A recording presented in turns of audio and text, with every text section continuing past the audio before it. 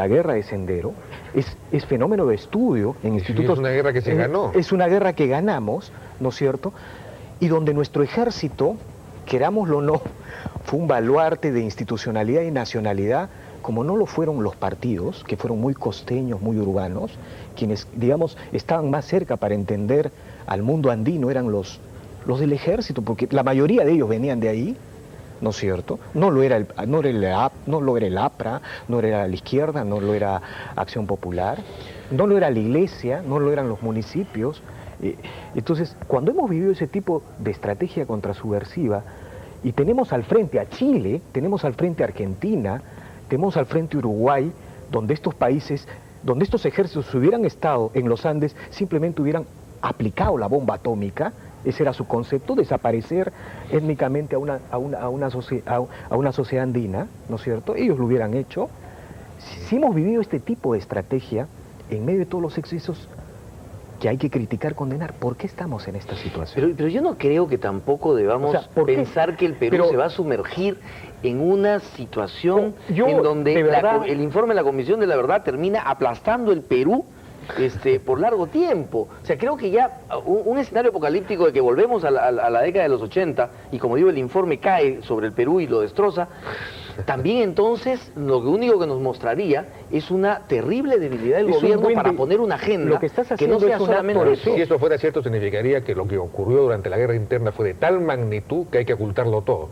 Entonces, probaría la necesidad de la Comisión de la Verdad. Ese es el problema, ¿no? Lógicamente hablando. Pero lo que ya probaría podría ser más bien una respuesta no formulada. ¿Por qué estamos así? O sea, ¿por qué de repente vemos...? Entonces hay que hacer una Comisión de la Verdad para entender por qué existe la Comisión de la Verdad. Eso es lo que hay que hacer. Bueno, lamentablemente ya nos ha ganado el tiempo. Es una discusión interesante lo que está pasando ahora en el país, y sin duda hay que dar para mucho más esta conversación, lamentablemente. Y no hemos tocado el tema Fujimori. Y no hemos tocado el tema Fujimori. Exactamente. Que eso es también va a ser uno de los efectos que puede traernos la Comisión de la Verdad. Exacto. También. Bueno, pero te estás contradiciendo en todo. No. Terminas con una frase totalmente contradictoria con todo lo que has dicho. No, absolutamente, por una razón. Caramba, Enrique. Perdón. Me habla de la Comisión de la Verdad. Todos los días lo escucho entrevistando sobre el tema de la Comisión de la Verdad. Pero lo que no es contradictorio, no, lo que yo señalo es que tampoco podemos decir, oye, vamos a cargar la pesada cruz del informe de la Comisión de la Verdad, entonces país, prepárese para solamente hablar de Abimael y de la Fuerza Armada. Pero eso es lo que está pasando, Enrique. No es así. Estos días, no hay que dejarse llevar también por el momento, ¿no? El chuponeo y el abucheo en Arequipa cambió el escenario. O sea, esperemos otro abucheo y otro chuponeo para que cambie el escenario luego del 28. Bueno, en el Perú no te vas a aburrir no vas a esperar muchas cosas. Bueno, creo que tenemos que retomar esta conversación dentro de un par de días. Muchas gracias a Víctor Andrés Ponce y Enrique Castillo. Vamos a una pausa y regresamos ahora con Perú 21, microondas. En los últimos 2 años, Sedapal ha realizado importantes inversiones para mejorar la calidad de vida de millones de peruanos. Se han instalado nuevas redes y conexiones domiciliarias, ampliando la cobertura de agua y alcantarillado en todo Lima y Callao. Es urgente De varios temas. Rafael, buenas noches. ¿Cómo estás? Buenas noches. Gusto estar acá. No, el gusto es nuestro, por favor. Bueno, primer tema, antes de entrar al tema de Acción Popular. El asunto de la integración con el Brasil, está viniendo el presidente Lula, hay una alianza estratégica que se está planteando, probablemente se va a firmar un acuerdo de libre comercio y hay una integración vial física propuesta, en fin, ¿cómo ve este asunto, sobre todo desde el punto de vista de la integración vial física? Bueno, me parece magnífico que se proceda finalmente a una integración física con el Brasil. Me hubiera gustado que los puntos de vista de los intereses del Perú hubiesen tenido mayor gravitación. Yo creo que, si bien es cierto, es importantísima la interconexión a través de Río Branco hacia Iñapari y, por Madre de Dios, eventualmente hasta Matarani. Yo creo que hay una interconexión que al Perú le convendría mucho, que es la de Cruzeiro do Sul a Pucallpa, son más o menos 200 kilómetros, y esa interconexión es importante porque nos da acceso a nosotros al territorio del Acre, que es un estado de 500.000 personas, muy desabastecido, muy difícil de abastecer desde el Brasil. Entonces, si bien toda integración es buena, yo creo que esa nos hubiese convenido más a nosotros, o en todo caso esa en adición a las que se están contemplando, la de Yurimaguas y la de... Estaríamos hablando, a ver si podemos señalar. Ahí está Cruzeiro do Sul, es la ciudad más occidental del Brasil, ahí está Pucallpa, ahí hay 200 kilómetros, algo más. Claro, hay que hacer un traslado en balsas del río Apurímac ahí, del río, perdón, Ucayali ahí, para poder continuar. Y el territorio del Acre es todo esto, Río Branco no, todo esto, ¿no? Y bueno, ahí hay 500.000 habitantes, es un mercado para Pucallpa, eventualmente Pucallpa tiene conexión con Lima, y eventualmente, lo que es muy interesante, Pucallpa tiene con la Marginal, tiene vinculación muy próximamente, si es que se hiciera la carretera de Uchiza a Huacrachuco, tendría conexión con Chimbote. Y esa sí es una carretera de penetración muy directa al lugar más occidental del Brasil. Yo pienso que, obviamente Cruzeiro do Sul estaría mucho más cerca del Perú que del propio Brasil. Entonces, claro, podría ser abastecido con ventaja por el Perú, ¿no? Así es, por eso esa es una ruta que para nosotros hubiese sido probablemente más beneficiosa, lo cual no significa que ¿No la están planteando? No la están planteando hasta donde yo conozco, ¿no? El tema tiene gran interés adicionalmente porque Huacrachuco, por ejemplo, que es capital de provincia, no tiene acceso a Huánuco, que es la capital del departamento, es decir, ellos tienen que salir a la costa, ir por la carretera central, en fin, es una vuelta interminable, y porque la penetración a partir de Chimbote es muy buena, el Valle del Sante es un valle profundo, penetra mucho en la cordillera, hay un distrito ahí que se llama Llanac, se cruza a Sihuas, Sihuas está a tiro de piedra del Marañón, hay carretera, la carretera de ahí a Huacrachuco es muy buena, y de Huacrachuco a Uchiza realmente es un tramo muy, muy corto. Muy corto, que habría que construir. Que habría que construir, por supuesto. Entonces, no solamente la conexión por Pucallpa implicaría una conexión para el Perú central y para Lima, sino que eventualmente podría acortarse ese eje saliendo directamente a Chimbote, que es un puerto que está a 1.500 kilómetros al norte de Matarani, y Chimbote obviamente está más cerca del mercado que al Brasil le interesa, que es el hemisferio norte. Así es. Entonces, a mí me da la impresión de que en estos temas Itamaraty tiene las pilas muy bien puestas y que a veces nosotros nos quedamos en las discusiones típicas de la política peruana, ¿no? Sí, claro. Que conversabas ahora con alguien que me ha antecedido en tu programa, ¿no? de esta preocupación casi enfermiza con el pasado y con la... En fin, buscar en los basureros y debajo de las alfombras, ¿no? Efectivamente. Eso nos tiene embargados todos estos días. Es una cosa increíble.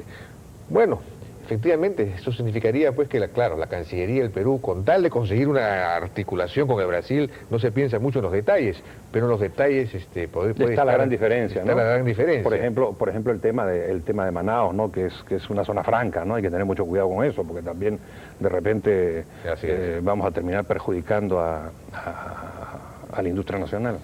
Bueno, el asunto de Acción Popular, en la última encuesta, Valentín Paniagua sigue primero en las simpatías, ¿no es cierto? No sabemos exactamente qué significa eso en términos de intención de voto, pero sigue primero en todo caso en las simpatías. Y en aprobación, de hecho, es el primero largamente. De modo tal que de repente Acción Popular podría regresar al gobierno eventualmente el año 2006. Y yo creo que sí, tenemos una parte del trípode, ¿no? Que es el prestigio, la honorabilidad, la hombría de bien de una personalidad como Valentín. Faltan las otras partes del trípode. Una es el programa, que tiene que ser un programa moderno. Yo me temo que, y lo digo con pena, ¿no? Estamos en Acción Popular todavía en el siglo pasado. Es un partido que creo que está acostumbrado a darle la espalda al futuro en los últimos años, cosa que a mí me preocupa mucho. Hemos tenido ya nosotros la oportunidad de modernizarnos al participar en el Fredemo. Tuvimos ese baño de modernidad que nos trajo Vargas Llosa, que creo que fue muy, muy positivo, y estuvimos pues preparados para encarar el siglo XXI, pero ahora veo que nuevamente estamos involucionando, el partido está involucionando, yo no, afortunadamente, hacia posiciones pues ya superadas, ¿no? Y están todavía con esas categorías de izquierda y derecha, la inversión extranjera hay que castigarla. Tú has visto el caso de la Telefónica, que a mí me parece, por ejemplo, inaudito, ¿no? La campaña de Lescano y de Morales. Bueno, yo hablé hace mucho tiempo con Pedro Morales y le dije, oye, me parece muy bien tu fiscalización, porque efectivamente la renta básica pues es incómoda, es cara, en fin, hay que hacer algo. Por lo menos averiguar por qué es así. Pero cuando eso pasó y vino el programa de esta variedad de programas que presentó la Telefónica de Alternativas, dije, bueno, ya se logró algo, pues ha habido una respuesta a una demanda, que creo que era una demanda además con sustento en la población.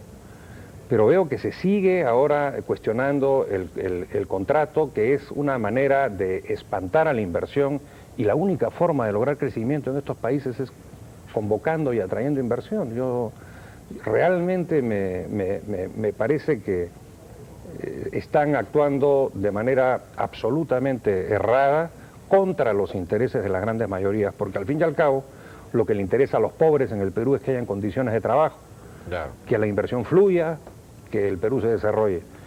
Y este tipo de políticas tan hostiles a todo lo que sea inversión privada, a todo lo que sea iniciativa privada, acá al inversionista se le tolera. Si se pudiese prescindir de él, creo que se prescindiría, ¿no? Sí, pues. Y obviamente el desarrollo en el mundo, ya la caída del muro de Berlín, la misma solidaridad con Lech Walesa, la asunción al poder de Havel en la antigua Checoslovaquia, en fin, ya, ¿qué más se necesita para saber que colapsó el colectivismo? Es decir, tenemos que ir a fórmulas nuevas, a fórmulas positivas, futuristas, modernas, y yo creo que si se complementa el trípode conformado por la personalidad de Valentín Paniagua con un programa moderno y futurista, como te he dicho, nosotros hemos suscrito hace años el plan de gobierno del Fredemo con mínimas observaciones. Lo único que faltaría es la capacidad de convocar independientes, cosa en la que el partido también demuestra una incapacidad pero pavorosa. Es decir, yo espero ahora desde la Asociación Perú, que es una entidad que no tiene nada que ver con el partido, pero en donde participamos gente que estuvimos y que siempre estamos vinculadas sentimentalmente a Fernando Belaúnde y a su memoria, tratar de convocar gente independiente para que nos ayude, porque los partidos tienen que nutrirse, claro, de quien se pueda, ¿no? Por ejemplo, he comprometido ya a Hernando de Soto para el tema de la pobreza urbana, que es un tema que nos preocupa bastante, y a esa gente hay que escucharla e incorporar. Los otros partidos harán lo mismo, me imagino, pero los partidos no pueden estar cerrados sobre sí mismos, y es lo que sucede. Efectivamente, ojalá pues que se logren estos propósitos y que efectivamente se produzca un cambio interesante. Ojalá. Muchas gracias, gracias Rafael, a ti por tu participación. Gracias. En la hora N. Fue Rafael Belaúnde, hijo de Fernando Belaúnde. Hemos hablado de el Brasil y de Acción Popular. Vamos a una pausa, regresamos con los datos.